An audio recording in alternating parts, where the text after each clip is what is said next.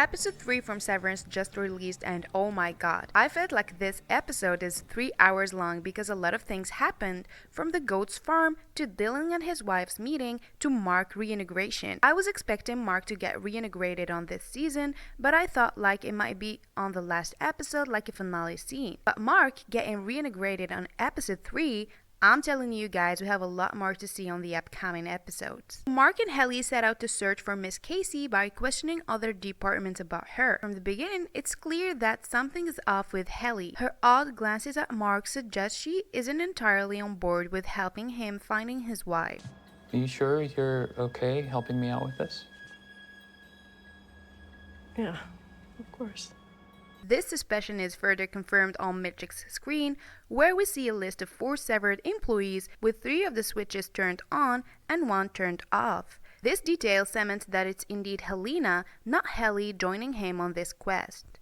Their investigation leads them to a tunnel, with the tunnel's entry scene drawing inspiration from the movie, being John Malkovich. They arrive at a goat farm, aka Mammalian Nutrimable Department.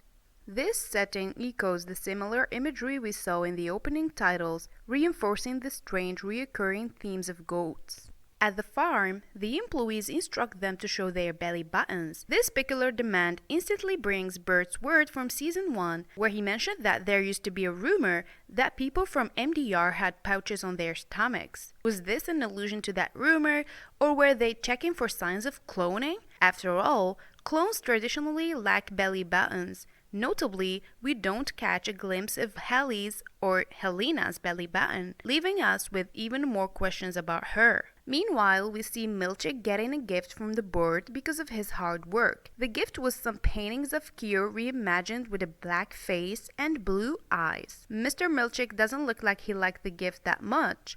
The silent scene between Seth and Natalie was too loud. They simply stared at each other without saying anything, but said everything with their eyes. The look they shared was an acknowledgement that the paintings were full-on racist mess.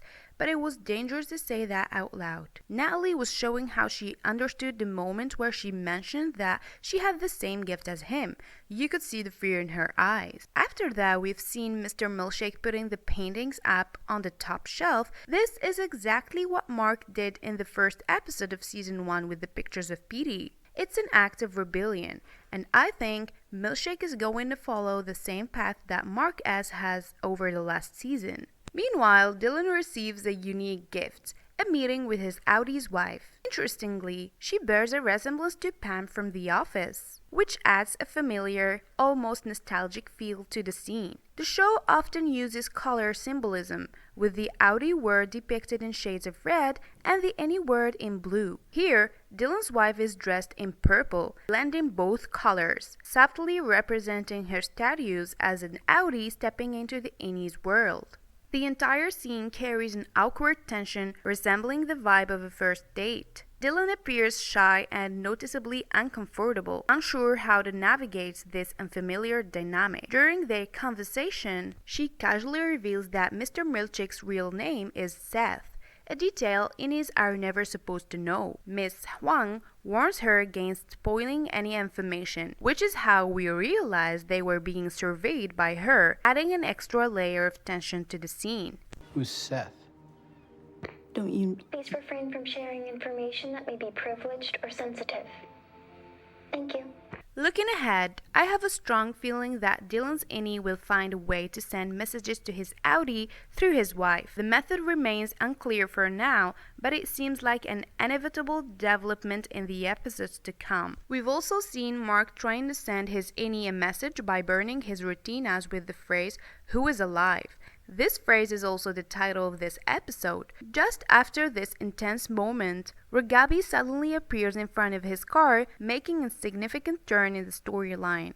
One of the biggest revelations in this encounter is that Ragabi knew Miss Casey. The last time she saw her, she was alive. While we don't know if she's still alive now, Mark is determined to find out the truth. His desperation leads him to agree to undergo reintegration. During the reintegration process, Ragabi uses a series of wires, which we've already seen in the opening title sequence. Each wire represents a different brain wave. This development leaves us with a compelling question. Will Mark experience the severed floor as his Audi in the next episode? The implications could be game-changing. I don't know if you guys have noticed, but this is the first episode where it fades to white rather than fading to black. It's like Mark has finally seen the light, or we as the audience are finally awake. What did you think of this week's episode? Share your theories in the comments, and thanks for watching.